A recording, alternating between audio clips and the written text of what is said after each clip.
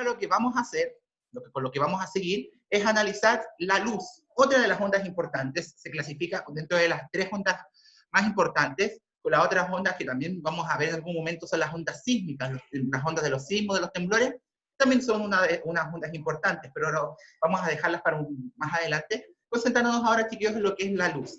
Como bien dice ahí, chiquillos, al tema que pasamos ahora corresponde el tema de luz y óptica geométrica. Geometría, un poco van a entender después qué va a entrar la geometría aquí. No es nada del otro mundo, así que no se espanten por leer la palabra geometría ahí. No es nada del otro mundo. Así que, sin más que decir, chiquillos, comenzamos, donde el objetivo de la clase del día de hoy va a ser definir las características generales de la luz como una onda y analizar los modelos que permitían explicar cómo se comportaba la luz, si era una onda, si era una partícula, si tenía masa, si no tenía masa, etc. Vamos a hacer un poco de historia, yéndonos un poco hacia atrás para poder entender de qué manera las ondas luminosas fueron estudiadas durante la historia hace muchos siglos atrás. Así que comenzamos con estos hits. Lo primero que vamos a ver, chiquillos, va a ser caracterizar las ondas. Vamos a definir las características generales de la onda a partir del fenómeno ondulatorio. ¿Qué quiere decir esto? Vamos a analizar, vamos a definir lo que es la luz como una onda. Vamos, así como lo hicimos con el sonido, que dijimos que el sonido era una onda mecánica, una onda longitudinal, una onda estacionaria. Eran esas 3 características y otras más que no hemos visto. La luz también se puede clasificar de esta manera y también podemos señalar distintos patrones, distintas características de la luz si no olvidamos que la luz es una onda. Estas características, chiquillos, generales de la luz, la primera y más importante es que la luz, a diferencia de la onda sonora del sonido, es una onda electromagnética, que no necesita, como sabemos, la onda electromagnética no necesita de un medio material para propagarse, es decir, puede perfectamente viajar por un medio material como es el aire, el agua o un sólido, atravesar un sólido, pero también puede prescindir, puede no necesitar de este medio material, es decir, también además de lo anterior, puede también ocurrir que viaje a través del vacío, como lo que ocurre con las ondas, con la luz del sol. La luz del sol viene desde el espacio que no tiene aire, medio vacío, y transmite su energía, su luz a nuestro planeta. Es decir, la luz del sol es un buen ejemplo para entender que la onda que representa a la luz es una onda electromagnética. ¿Qué quiere decir? Que no necesita necesariamente de un medio material para su propagación. O sea, puede viajar por un medio material y además, a diferencia del sonido, viajar por el vacío. Recordamos esta pregunta de la guía donde hacíamos una cámara de vacío y poníamos un parlante. No se escuchaba el sonido del parlante porque al no haber medio material, el sonido no puede transmitirse. Pero si hubiésemos colocado una ampolleta dentro de esta caja, en vez de un parlante, habríamos podido ver la luz aunque no hubiese aire. Ahí está la diferencia fundamental. Einstein, chiquillos, Albert Einstein definió que la luz se comporta de la siguiente manera. La luz está compuesta por pequeñas partículas sin masa, con saquitos de energía, llamados fotones. Fotones viene de luz, o sea, son paquetes luminosos. La luz, a nivel microscópico, a nivel muy, muy pequeño, se comporta como saquitos cargados de luz. Son saquitos luminosos, son saquitos llenos de partículas que no tienen masa, que no pesan, por así decirlo, y que contienen la energía luminosa. Estos todos se unen y viajan cuando se emite la luz. Entonces, la luz está compuesta por los llamados fotones, saquitos de energía, de partículas sin masa, sin peso, que poseen toda la energía luminosa. Otra característica, chiquillos, que tiene la luz es que, a diferencia del sonido, la frecuencia de la luz es muy alta, es muy, muy alta, comparada a la frecuencia del sonido. La frecuencia del sonido podía oscilar entre los 20.000, 30.000 Hz, mientras que la luz va a estar en un rango más alto. Vamos a estar ya hablando de 300.000, 400.000 Hz de frecuencia. Estamos hablando de frecuencias mucho más altas. Entonces, a nivel energético, por esta misma razón, la luz posee más energía que el sonido. transmite mayor energía que el sonido, por tener una onda de alta frecuencia. Es decir, si quisiéramos comparar, la luz tiene mayor frecuencia, es decir, posee mayor energía que el sonido. ¿Y a qué se debe? A que la luz posee estos fotones, estos saquitos de energía luminosa, que no tienen masa, es decir, no pesa. La luz no pesa. Otras características, chiquillos, que tiene la luz, que vamos a observar a continuación, son las siguientes. La luz siempre va a viajar en línea recta. Siempre que nosotros veamos cualquier representación de la luz, vamos a observar, chiquillos, que siempre esta se va a transmitir en línea recta, pudiendo presentarse de distintas maneras. Lo voy a dibujar para que ustedes puedan verlo. Se va a ver más o menos así. Suponiendo que está bien hecho el dibujo, obviamente. La luz siempre viaja en línea recta, pudiendo ser convergente, divergente, convergente que sube, divergente que baja, o vaya paralela al lugar donde salió. Esta sería la fuente luminosa, la que está aquí en el cuadradito. Entonces, la luz siempre va a viajar en línea recta desde la fuente que lo genera. En este caso, la fuente sería esta, la que está acá abajo, sería esta, el lugar donde se emite la luz, y va a salir en línea recta, pudiendo converger, que es hacia arriba, diverger, que es hacia abajo, o viajar en línea recta, paralelamente a la superficie. Cualquier forma, la luz siempre viaja en línea recta, nunca la vamos a ver en curva, nunca la vamos a ver en zigzag, etc. Siempre va a ser una línea recta, sin desviaciones. A diferencia del sonido que podía desviarse y dársele una forma circular, etc., la luz viaja siempre en línea recta. Y un rayo de luz corresponde a una emisión de energía. Una línea de estas es un rayo de luz. Un rayo de luz corresponde a un saquito de fotones que se emite. Pero si tenemos muchos rayos de luz y tenemos muchos saquitos de energía, todos juntos se les llaman haz de luz. Haz con Z. H con Z. Entonces, un haz de luz va a corresponder, como sale en la imagen, muy parecida a la que está la que mostré en la pizarra. Lo que viene en la imagen correspondería a un haz de luz, a un conjunto de rayos luminosos, uno al lado del otro. Entonces, marcamos la diferencia. Un rayo de luz corresponde a una de esas líneas, a un saquito de fotones que se está transmitiendo, mientras que el haz de luz va a corresponder a la unión de muchos rayos de luz, uno tras otro. Sin olvidar que la luz siempre, pero siempre, viaja en línea recta. Ahí se me cambió, ahí sí. Entonces, no olvidemos entonces tres cosas aquí. La luz viaja en línea recta. Un saquito de fotones que se dispara desde la fuente luminosa lo llamamos rayo de luz. Si juntamos muchos rayos de luz, pasamos a llamar a esto un haz de luz. Entonces, lo lógico es pensar cuando hablamos de las tormentas eléctricas del rayo. El rayo es un rayo es un saquito de fotones que cae desde la nube hasta la Tierra. Entonces, no estaría mal decir que el rayo de luz es un saquito de fotones que cayó desde la nube hasta nuestro planeta. Cuando tenemos una tormenta eléctrica y tenemos muchos rayos cayendo al mismo tiempo, tendríamos que decir que tenemos un haz de luz. Un haz de luz que está cayendo y generando este efecto de la tormenta eléctrica. Bien. Espero que vaya quedando claro. Cualquier cosa pueden ir preguntándolo de inmediato en el chat del Zoom. No tengan problemas con eso. Otra cosa que vamos a ver, chiquillos, es cómo se comportan los materiales con la luz. Si bien esto lo vamos a profundizar en clases posteriores, cuando veamos el fenómeno de absorción de la luz, es importante clasificar los materiales, los distintos materiales, según cuánto dejan pasar la luz o cuánto no dejan pasar la luz. Ahí tenemos el ejemplo de una niña que está detrás de una pared, que se ve solo su silueta. Entonces, vamos a clasificar los tres tipos de materiales que existen según cuánta luz dejan pasar o bien no dejan pasar. Entonces, vamos a clasificar la luz y los cuerpos, es decir, los diferentes tipos de materiales que existen para la luz. El primero de ellos es el más conocido, que son los llamamos materiales transparentes, como una ventana. ¿Qué características tienen estos materiales transparentes? Dejan pasar todo el haz de luz. toda la luz pasa a través de ellos sin ninguna preocupación.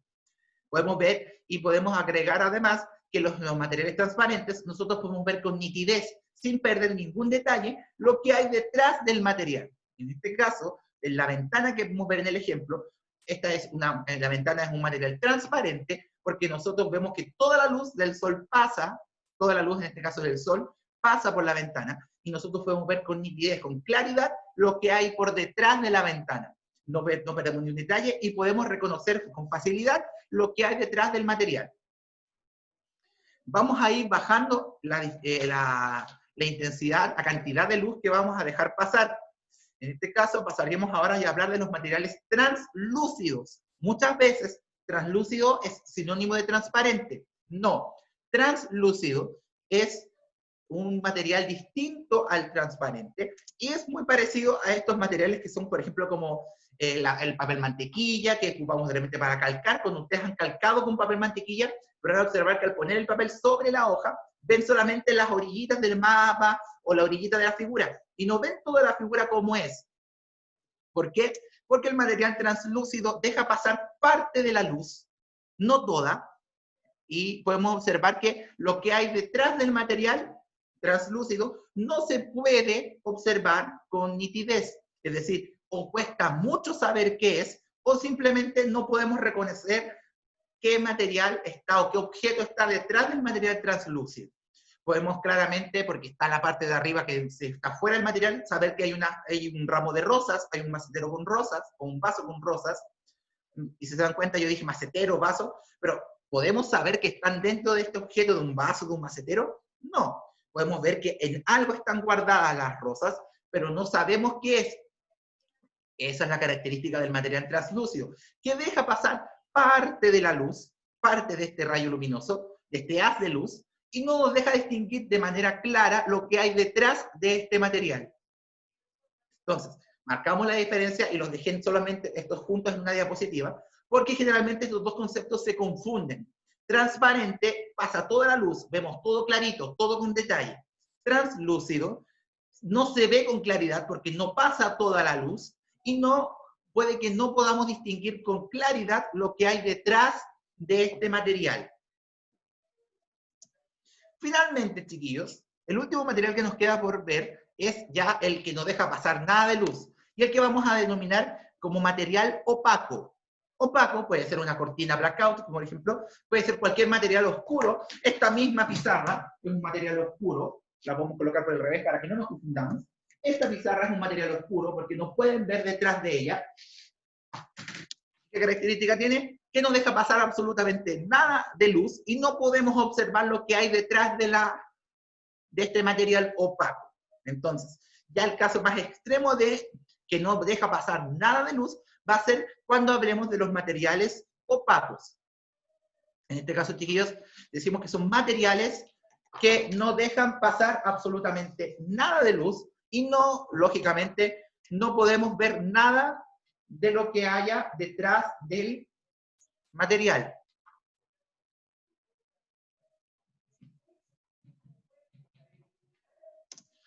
En la siguiente clase, chiquillos, vamos a profundizar más esto cuando veamos el fenómeno de absorción de la luz según el tipo de material. Ahora vimos solamente vimos los tipos de materiales y cómo se les denomina según cuánta cantidad de luz dejan pasar. Cuando volvamos a ver esto, cuando veamos la absorción de la luz, vamos a ver que vamos a hablar de ellos nuevamente y los vamos a asociar mejor con lo que es la absorción. Por eso, pero igual yo quería dejar claro ahora, quería definir los materiales y la luz para que pudieran ya de saber algunos nombres, manejaran algunos nombres de distintos tipos de materiales y cómo se comportan cuando pasa o no la luz a través de ellos. Lo último que vamos a ver el día de hoy, chiquillos, vamos a resolver el gran misterio de cómo se comporta la luz. Si bien yo ya les adelanté que tenemos el comportamiento a través de los llamados fotones, de todas maneras, nosotros vamos a analizar de mejor manera la naturaleza de la luz. Vamos a ver lo que dijeron estos dos científicos que salen en pantalla, Christian Huygens y Isaac Newton, qué nos aportaron y a qué conclusiones vamos a llegar al final. Durante la historia, chiquillos, a través de la historia, chiquillos, muchos han sido los científicos que han intentado explicar el fenómeno cotidiano de la luz, es decir, han tratado de explicar cómo se comporta la luz, por qué vemos la luz como es, y por qué ciertos fenómenos como el reflejo de la luz, cuando la luz se desvía, cuando la luz cambia de color, cuando se difracta, etcétera, ocurre. Muchos científicos han tratado de descubrir esto, de darle respuesta a esto, pero fueron dos los que establecieron las bases para todos los que vinieron después y que permitieron explicar cómo se comportaba la luz. Los dos científicos que acabamos de señalar, Newton y Huygens, pusieron las bases para explicar cómo se comportaba la luz. Después vinieron muchísimos científicos, vamos a ver que estamos hablando de hace muchos siglos atrás, y vamos a observar cómo estos científicos pudieron ir analizando las características de la luz, que dijeron cómo ellos pensaban que era la luz, y después de ellos, que va a quedar cuando tengan la guía como una actividad, ustedes ven qué hicieron los científicos que vinieron después de ellos dos, qué respuestas dieron para resolver este misterio. El primero que vamos a ver, vamos a hablar primero del modelo ondulatorio de ondas de Christian Huygens, que él lo planteó prácticamente a mediados del siglo XVII. Entonces, este Huygens, chiquillos, es Christian Huygens, o Huygens también se le dice, él lo que planteaba, él lo que decía, es que la onda de luz se comportaba como una luz, perdón, la luz se comportaba como una onda, es decir, para nosotros ahora es claro saber que la luz se comporta como una onda, pero en ese momento no se sabía si era una onda, qué era en especial. Huygens fue el primero en plantear y decir que el comportamiento de la luz era como una onda. Y dijo lo que ya sabemos nosotros ahora sobre las ondas, que solo transmite energía. Entonces, lo que señalaba Huygens es que la luz era una onda que únicamente transmitía energía. ¿Y qué se basó él para decir que esto era cierto? Él dijo que los fenómenos de reflexión y refracción de la luz perfectamente se podían explicar a través de esta idea. Es decir, si la luz era una onda, tal como ya se sabía que era el sonido, por ejemplo, podíamos explicar inmediatamente la reflexión y la refracción de la luz. Se podía perfectamente explicar con esta idea. Y además se podía explicar con la idea de que transmitía energía. ¿Qué era lo que decía Huygens? Si la luz transmite solo energía, cuando la luz choca con un obstáculo, no debería detenerse, porque si lleva solo energía, la energía no se pierde. Lo que vimos anteriormente en algunos fenómenos, que la energía no perdía, no seguía su camino. Huygens lo tomó también para explicar que la luz era una onda. Si la luz es una onda, al chocar con una superficie y rebotar la luz, no debería perder su velocidad, su energía, por ser una onda. Si no fuera una onda y fuera materia, fuera masa, tuviera masa, al chocar con una pared, la luz debería detenerse y no deberíamos ver reflejada la luz en otra parte. Esta fue la característica esencial que hizo Huygens para decir que la luz no era una partícula, no era algo con masa, con peso. Que la luz, si tuviera peso, si pesara la luz, al chocar con una superficie, no deberíamos ver el reflejo, porque al chocar con una superficie, la luz se extinguiría, se desaparecería. Pero eso no era así. Entonces ahí donde Huygens dijo que la luz era una onda. Además, Huygens dijo que al igual que el sonido, la luz necesitaba de un medio material para propagarse. Él llamó este medio material el éter. El éter es un elemento químico y él dijo que la luz necesitaba del éter, de un medio material, para propagarse. Y Huygens, así más o menos, veía su idea de la luz, que teníamos una fuente luminosa, que podía ser una vela, y de ella salían ondas luminosas. Salían ondas, no salían líneas rectas, salían ondas luminosas y que requerían de un medio material para su propagación. Entonces, Huygens señala que la luz para él era una onda que solo transmitía energía, que la reflexión y la refracción permitían explicar esta característica de la luz y que necesariamente la luz necesitaba de un medio material para propagarse. Huygens no habla del vacío, no habla de la no existencia de medio material. Piensen que estamos recién al principio de esta línea de tiempo para entender el comportamiento de la luz. Entonces, Huygens, sinónimo de la luz como una onda, pero como una onda que necesita de un medio material para propagarse. Es decir, la idea de la luz estaba muy en pañales todavía, estaba muy recién iniciada. Abusando de su popularidad en aquello entonces, un poquitito después de Huygens, llegó Sir Isaac Newton, el que consideramos es el padre de la física mecánica, el que estudió las leyes de Newton, lo que estudió las fuerzas. Hay que decirlo de esta manera, Newton era en ese momento un rockstar de la ciencia, en un rockstar de la ciencia. Él era considerado el científico por excelencia, el científico más importante, porque había explicado fenómenos que nadie más había podido explicar. Entonces era literalmente un rockstar en ese tiempo. Entonces, él aprovechó su popularidad y dijo, ¿por qué yo no puedo explicar también la naturaleza de la luz? Como él había hablado siempre de cuerpos, de masas, de objetos que se mueven, para explicar las leyes de movimiento, las leyes de Newton, las fuerzas, él siguió con su idea, él extendió su idea a las luz, y dijo que la luz era una partícula, eran pequeños corpúsculos, se les llamó, partículas muy pequeñas, con masa, es decir, que pesaba, la luz pesaba para él, y que se emitían desde la fuente luminosa. Es decir, a diferencia de la anterior, que teníamos estas ondas, Newton lo veía de esta manera.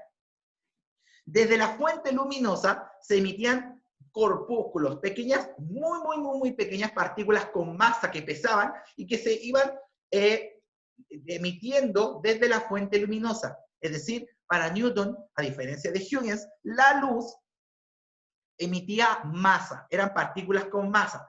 Y Newton explicaba esto, entre otras cosas, porque él decía que la luz viajaba en línea recta y que las sombras eran partículas de luz que ya se habían detenido. Es decir, para Newton, las sombras que se generaban en los cuerpos eran partículas de luz sin velocidad, que se detuvieron y al detenerse se apagaban. Entonces, la sombra para Newton era luz apagada, por así decirlo, como partículas de luz apagadas. Y la reflexión, el rebote de las cosas, los objetos como las pelotitas pueden rebotar. Entonces, por eso Newton dijo que la luz era una partícula, porque la luz rebotaba igual que una pelota. Entonces, ¿qué hemos dicho hasta ahora? Newton decía que la luz tenía masa, que eran partículas muy pequeñas que se propagaban en línea recta y que, por ser partículas con masa, seguían las leyes de movimiento, es decir, podían moverse, podían aumentar su velocidad, podían frenar, y cuando una partícula de luz se detenía, chocaba con algo y se detenía, él hablaba que era la sombra. La sombra para él era la luz detenida, las partículas de masa de luz detenidas. Y le explicaba además que la reflexión de la luz era cuando el mismo efecto, la luz rebotaba igual que una pelota. O sea, tenía masa y rebotaba y podíamos verla reflejada. Sin embargo, chiquillos, Newton, la gran dificultad que presentó es que su explicación del fenómeno de la luz solo podía explicar la reflexión, pero no podía explicar otros fenómenos como la difracción, la refracción, la absorción de la luz.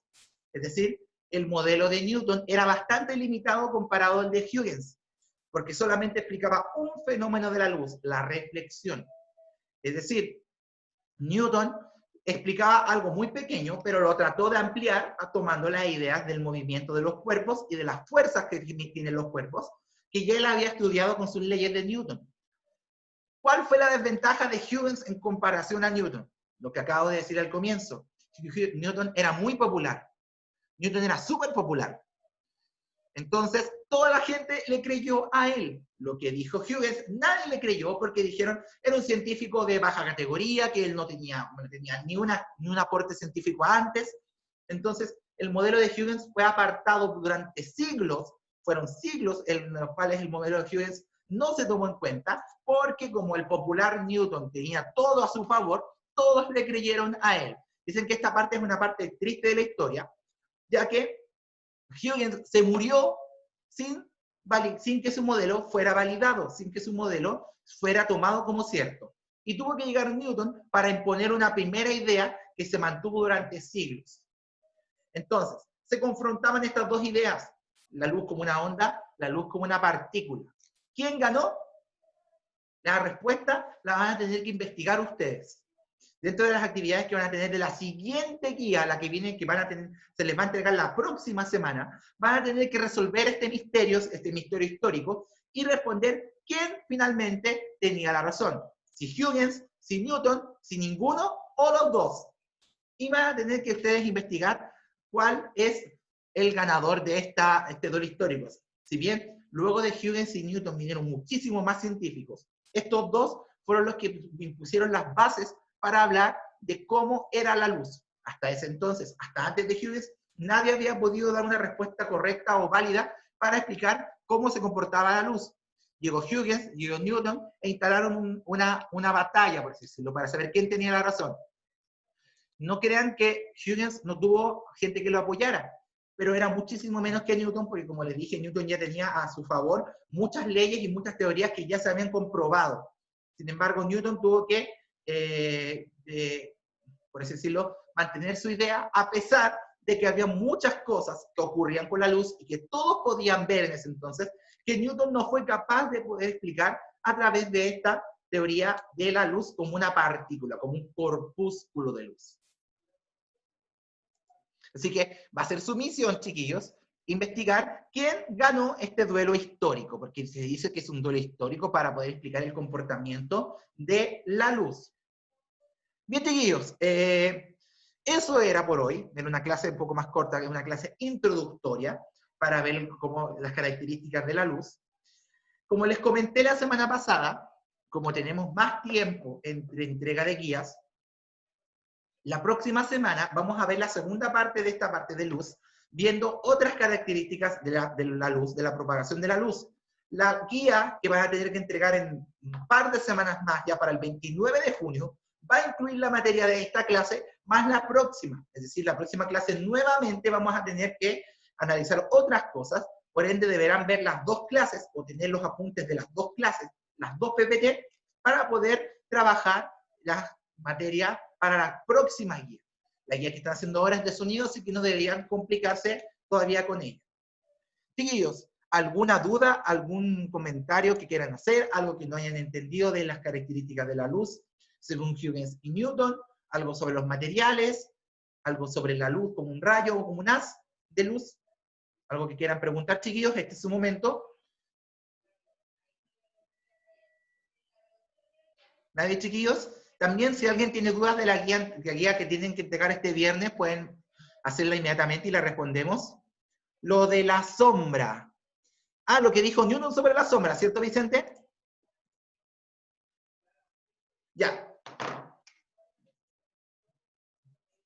Lo que dijo Newton era que la sombra de un objeto correspondía a...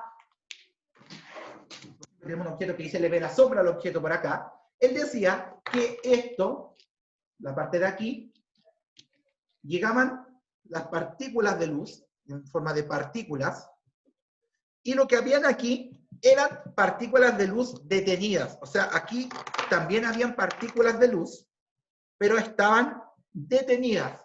Él decía que la sombra de un objeto, Newton decía que la sombra de un objeto eran partículas de luz que habían perdido toda su velocidad, habían perdido toda su energía, y que al detenerse formaban un grupito de partículas de luz detenidas, y que al detenerse, al perder su velocidad, al quedarse quietas, se apagaban y se veían oscuras.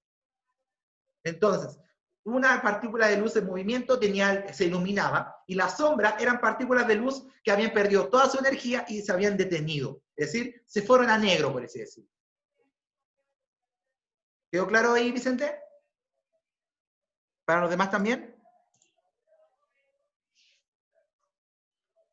Obviamente esto hace un poco de ruido, un cortocircuito, porque como la luz va a ser, la sombra va a ser una partícula detenida si nosotros sabemos qué es la sombra. Pero piensen que en ese entonces no sabíamos qué era, no se sabía qué era la luz. Si no se sabía qué era la luz, mucho menos se va a saber qué era la sombra. ¿Alguien más, chiquillo, que tenga alguna duda? ¿Que quiera preguntar?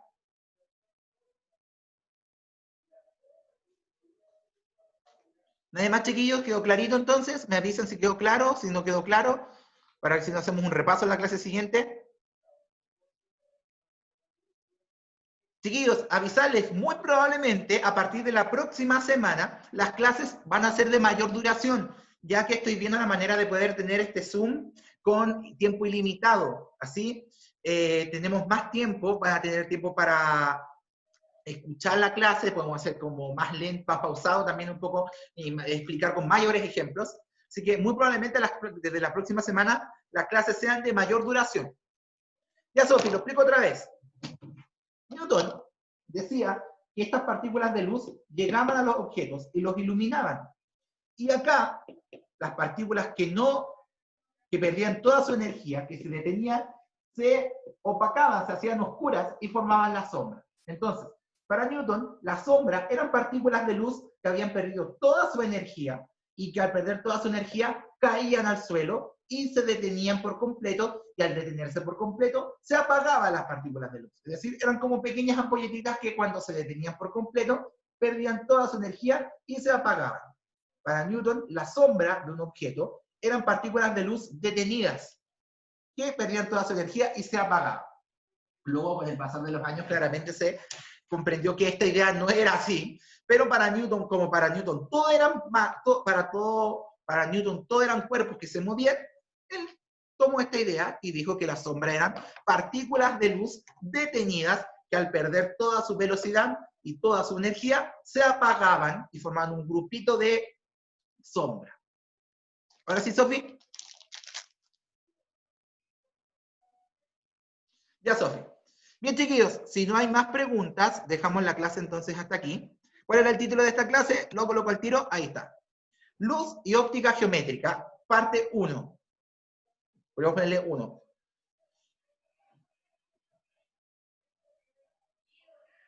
Chiquillos, como siempre, y va a quedar establecido a partir de ahora, todos los miércoles en la tarde se van a subir las retransmisiones de estas clases. Los miércoles en la tarde, tipo 4 de la tarde más o menos, se van a subir las retransmisiones de estas clases. Como antes las subía a cualquier horario, ahora me voy a ordenar y voy a subir todas las clases juntas después de esto, ¿ya? Para que todos los cursos tengan, para revisar a tus compañeros de otros cursos. Bien, chiquillos, entonces, quedando claro esto, dejaremos entonces la clase hasta aquí. Dejaremos la clase hasta aquí. Y agradeciéndoles, como siempre, chiquillos, su presencia, su asistencia al día de hoy. Nuevamente pidiéndoles disculpas por el atraso, estábamos con problemas técnicos, que no tenía, el internet no estaba, ustedes claramente lo han podido comprobar en sus casas, el internet no está funcionando muy bien. Eso fue mi caso, logré recién conectarme hace unos minutos después de que pudiera, por eso le avisé al profe Cristian y a la profe Leila que les comentara esto, que estamos con problemas técnicos, pero esperemos que la próxima clase no ocurra otra vez. Así que eso, chiquillos, espero estén muy, muy bien, descansen, tómense su tiempo para hacer la guía. Cualquier duda con la guía que deben entregar el día viernes, me mandan un mensaje por Instagram y se lo respondo de inmediato.